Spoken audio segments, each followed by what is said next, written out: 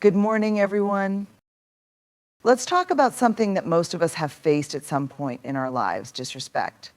Whether it's in a personal relationship, a professional setting, or even a casual encounter, we've all encountered people who just don't seem to acknowledge or appreciate us. It can be painful, frustrating, and sometimes even demoralizing. But what if I told you that the way we handle this situation has more to do with us than it does with them? Today, I want to share with you 5 ways to handle people who don't respect you. These are not magic tricks or ways to change others. Instead, they're tools to help you navigate these situations with integrity, courage, and grace. Respect is one of the most fundamental aspects of any healthy relationship, whether it's personal, professional, or casual. It's the foundation that allows us to connect with others in meaningful ways, to communicate openly, and to thrive in environments that are built on trust. When we are treated with respect, we feel valued, heard, and understood. It's a reciprocal exchange that nurtures cooperation, empathy, and mutual understanding. But what happens when respect isn't present? When we encounter people who dismiss us, undermine us, or simply refuse to acknowledge our worth? That's when things get complicated. Disrespect can make us question ourselves, our value, and even our place in the world. It can leave us feeling hurt, isolated, and unsure of how to respond. It's in those moments that we face a choice. Do we allow the disrespect to define us? Or do we take the opportunity to stand firm in our own dignity? It's important to recognize that respect is not something we can control or demand from others. But what we can control is how we respond when respect is lacking, how we choose to react, how we communicate our boundaries, and how we maintain our own sense of worth in the face of adversity. Respect begins within us. If we are able to honor ourselves, even in the face of disrespect from others, we reclaim our power and create the space for healthier, more respectful interactions moving forward. Setting boundaries is one of the most essential tools we have for protecting ourselves and preserving our emotional well-being. Boundaries are not about building walls that shut others out, but about defining what is acceptable and what is not. They communicate to the world how we want to be treated, and they reflect our values, our limits, and our needs. When we set boundaries, we are taking responsibility for our own emotional health, ensuring that we are not sacrificing our well-being for the sake of others' comfort or convenience. Without clear boundaries, it's easy to slip into a pattern of allowing disrespect to slide by unnoticed, or worse, tolerating it as though it is normal. Boundaries help us differentiate between what is our responsibility and what is not, helping us to protect our time, energy, and mental health. This means saying no when we need to, not overextending ourselves, and being firm when we feel uncomfortable or unsafe. Setting boundaries also means being clear and direct with others about what we expect without guilt or hesitation.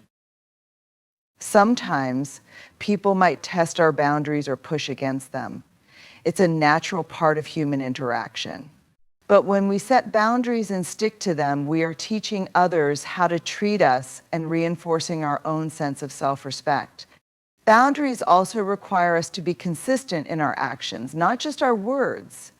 If we say we won't tolerate certain behavior but then allow it to continue, we send mixed signals that undermine our own authority and sense of self-worth. Setting boundaries isn't always easy. It can feel uncomfortable, especially if we're not used to advocating for ourselves.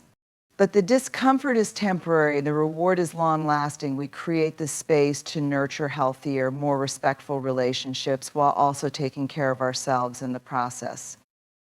Cultivating self-awareness is a powerful tool for navigating moments of disrespect because it allows us to better understand our emotional responses and triggers. When we're aware of our feelings, we gain insight into why certain behaviors affect us in the way they do. Often, when someone disrespects us, our immediate reaction might be to get defensive, angry, or shut down. These responses are deeply ingrained in our subconscious and can come from past experiences, personal insecurities, or even societal expectations. By taking the time to reflect on our reactions, we can begin to distinguish between what is happening in the moment and what might be a deeper emotional response tied to previous wounds or unspoken fears. For example, if someone interrupts us in a meeting, we might immediately feel dismissed or undervalued. But self-awareness helps us step back and ask, why does this behavior trigger such a strong response in me? Is it about this specific situation, or does it connect to something from my past? This process of introspection doesn't mean we are overanalyzing or excusing the disrespectful behavior of others. It simply means we are taking responsibility for our own emotional landscape so we can respond from a place of clarity rather than reactivity. Self-awareness allows us to pause before we speak, to consider how we want to address the situation in a way that aligns with our values and maintains our integrity. It also enables us to avoid projecting our hurt onto others or assuming malicious intent when someone may simply be unaware of the impact of their actions. The more we practice self-awareness, the better equipped we are to separate our personal feelings from the actions of others. We learn that while we can't control other people's behavior, we can control how we choose to respond to it. Self-awareness also provides us with the space to ask ourselves what we need in these situations, whether it's a boundary, a conversation, or simply a moment of self-care to recalibrate and regain our composure. Choosing courage over comfort is one of the most transformative decisions we can make when dealing with disrespect. It's natural to want to avoid conflict, to retreat into silence, or to ignore behavior that feels hurtful. Many of us, myself included, have learned to tolerate discomfort for the sake of peace or in the hope that things will get better on their own. But the truth is, when we choose comfort over courage, we are often choosing to compromise our own well-being in the process. We may hold on to resentment or allow the cycle of disrespect to continue, all in the name of avoiding the discomfort of confrontation. But courage doesn't mean that we're fearless. It means that we move forward even though we're afraid. It means standing up for ourselves, even when we're unsure of how the other person will respond. When we summon the courage to confront disrespect, whether it's addressing someone's rude comment, calling out inconsistency in behavior, or setting a boundary that hasn't been respected, we are making the active choice to honor ourselves and our needs.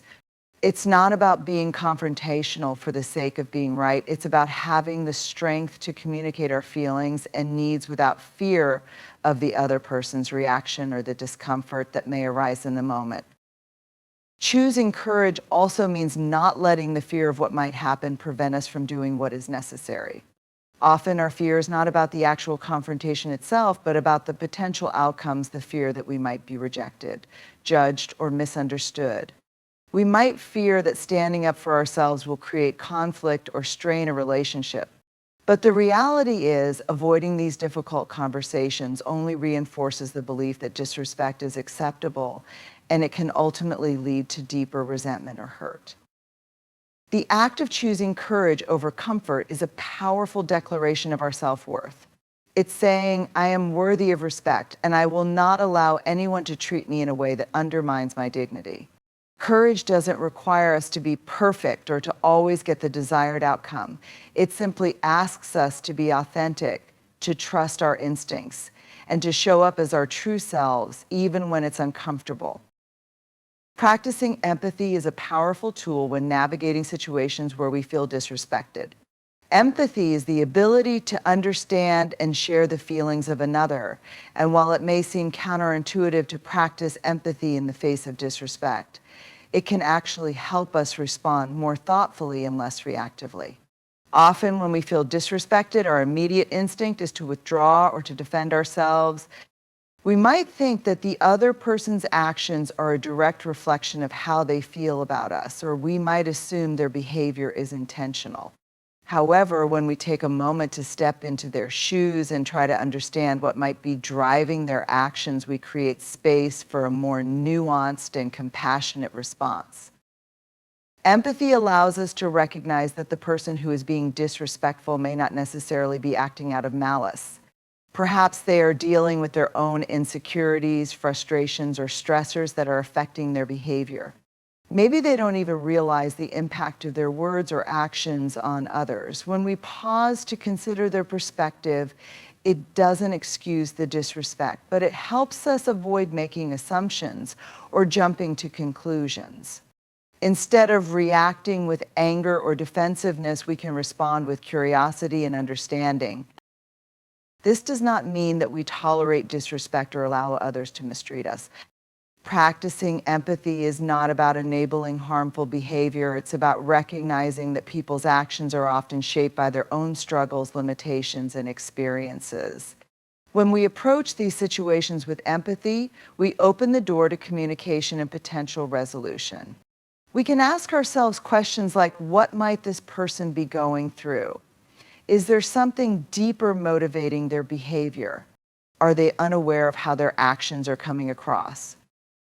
At the same time, empathy allows us to communicate our own feelings in a way that invites understanding rather than conflict. By expressing how we feel in a calm, measured way, we give the other person an opportunity to reflect on their behavior and its impact. Empathy helps us to approach situations with a sense of humanity rather than seeing them as battles to be won.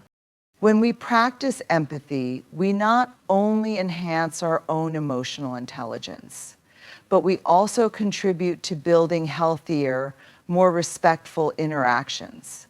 It encourages us to meet others where they are while still maintaining our own sense of self-respect and dignity. Speaking your truth with kindness is a delicate yet essential practice when dealing with disrespect. It's easy to become overwhelmed with emotion in these situations and let anger or frustration guide our words. We may feel the urge to retaliate, to match the disrespect we've received with sharp words or defensive responses. However, this often escalates the conflict and leads to further misunderstandings. Speaking your truth with kindness means communicating honestly and assertively, but doing so in a way that respects both your own dignity and the humanity of the other person. The key here is clarity. Speaking your truth doesn't mean holding back your feelings or pretending that everything is okay when it isn't. It means being transparent about how you feel and why certain behaviors are unacceptable to you. But this honesty is most effective when it's delivered calmly and with respect, rather than in a way that seeks to punish or shame the other person. For example, instead of saying, "You're always rude and inconsiderate," you might say, "I felt dismissed when my opinion wasn't acknowledged in that conversation, and I'd appreciate being heard next time." This approach asserts your boundaries and communicates your needs without attacking or blaming the other person. Kindness in these moments doesn't mean avoiding the truth or sugarcoating the situation. It means delivering your message with empathy and compassion, even when you're hurt. It means recognizing that people, even when they are disrespectful, are still worthy of respect. When we speak with kindness, we create an opportunity for a constructive conversation, one that is rooted in mutual understanding rather than defensiveness or escalation. We also model the kind of behavior we want to receive in return, setting the tone for more respectful and thoughtful interactions moving forward. It's also important to remember that speaking your truth with kindness doesn't always guarantee that the other person will respond in kind. People may still act defensively or dismiss your feelings, but by maintaining your own integrity and kindness, you reinforce your own sense of self-respect. In the end, speaking your truth with kindness is not just about the other person, it's about honoring your own values, maintaining a sense of dignity, and creating a space where open and honest communication can occur, even in the midst of difficult circumstances. Seeking support is an often overlooked but incredibly powerful strategy when dealing with disrespect. In moments where we feel undervalued or dismissed, it can be tempting to isolate ourselves and handle everything on our own. We might think that we should be strong enough to navigate these situations without outside help, or we may worry that reaching out will make us seem weak. But the truth is, seeking support is a sign of strength, not weakness. It's an acknowledgement that we don't have to carry the weight of everything by ourselves, and that there is value in leaning on others who can offer perspective, guidance, and validation. Support can come in many forms: friends, family, mentors, colleagues, or even professional counselors. Having a trusted person to talk to can provide not only emotional relief, but also a different lens through which we can view the situation. Sometimes, when we are in the midst of a challenging interaction, it's hard to see things clearly. We may become too focused on our own feelings of hurt or anger to assess the situation objectively. Talking it out with someone who isn't emotionally involved can help us gain clarity and offer new insights that we may not have considered. Seeking support also reminds us that we are not alone in our experiences.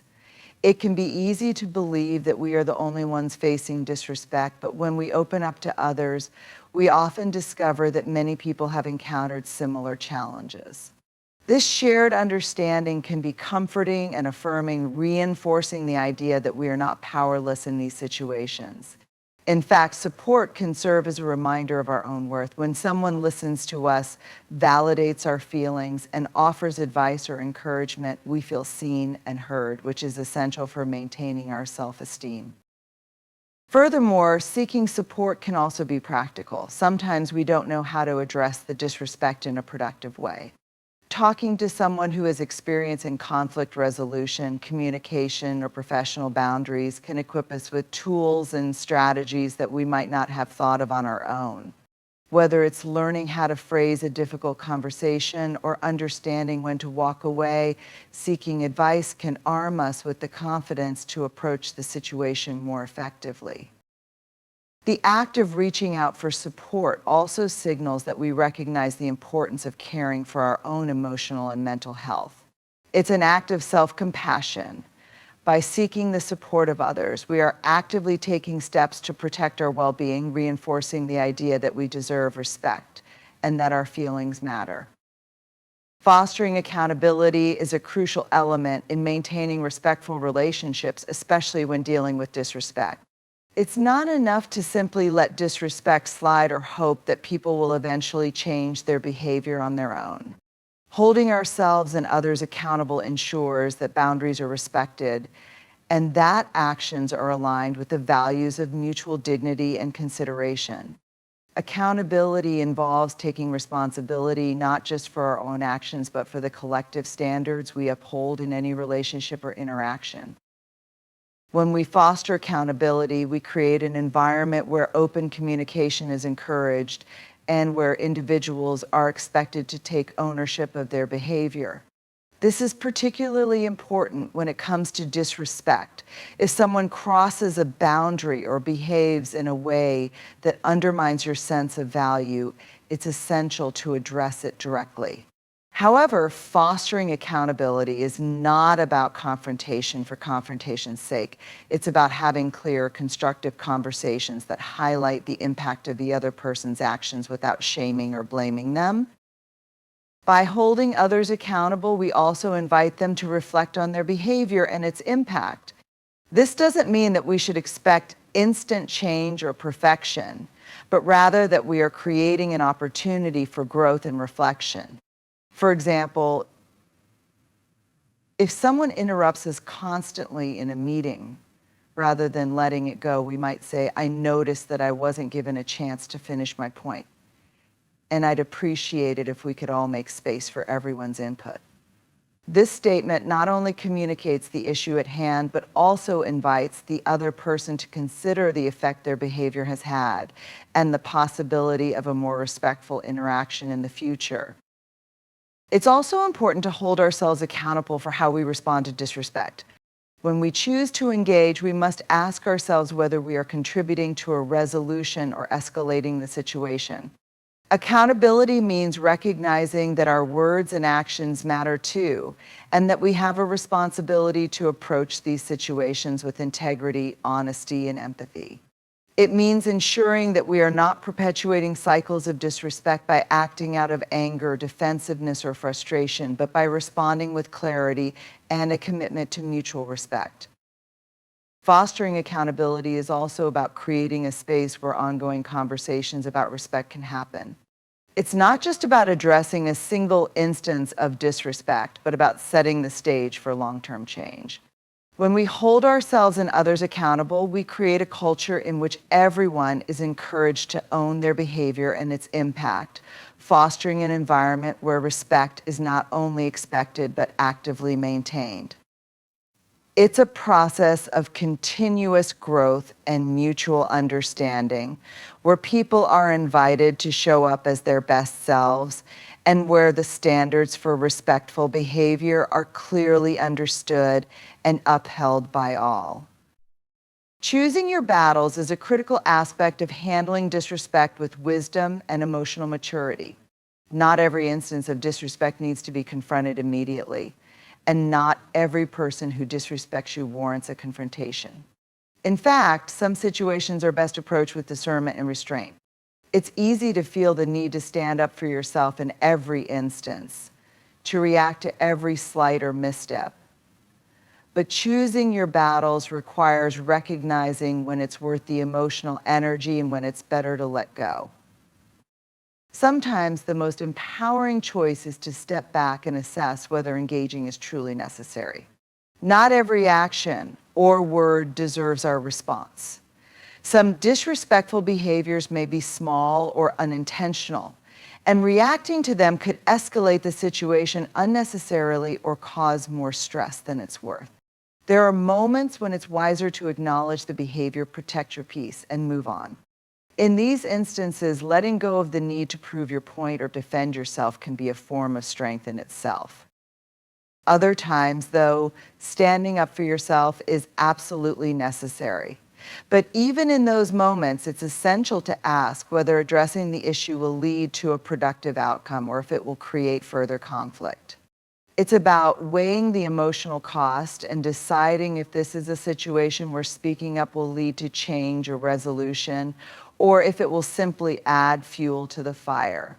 Choosing your battles doesn't mean avoiding conflict altogether. It means being strategic and intentional about where you invest your energy.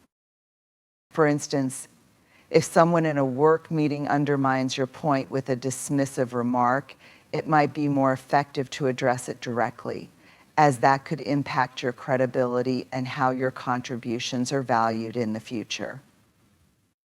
On the other hand, if a casual acquaintance makes a snide comment that feels disrespectful, but the relationship isn't one you care to engage in further, you might decide that this particular moment isn't worth your emotional energy, especially if engaging would only perpetuate a negative dynamic. Choosing your battles also involves understanding the dynamics at play. Are you in a situation where your voice will be heard, or are you facing a person who is unlikely to change their behavior regardless of what you say? In some circumstances, it's worth asking whether you are trying to win approval or respect from someone who isn't willing to give it. If the other person's actions are unlikely to shift, and if addressing the behavior could harm your well-being, stepping back might be the best choice. Sometimes the most powerful form of resistance is disengaging with grace and letting the other person's behavior speak for itself. Ultimately, choosing your battles is about protecting your emotional health and maintaining your sense of self-respect. It's about knowing that not every slight requires a reaction and that you have the power to decide when and how you engage. It's a practice of discernment, learning when to confront, when to walk away, and when to simply hold your ground without the need for conflict. By choosing your battles wisely, you preserve your energy for the situations that truly matter and create space for more thoughtful, meaningful interactions.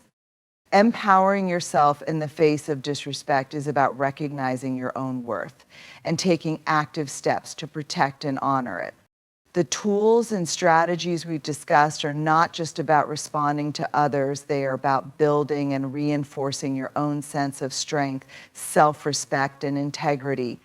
When we empower ourselves, we are not waiting for others to treat us the way we deserve. We are taking control of how we respond and choosing how we allow others to affect us. at the heart of empowerment is the understanding that our value is not determined by how others treat us, but by how we treat ourselves and how we choose to navigate the world.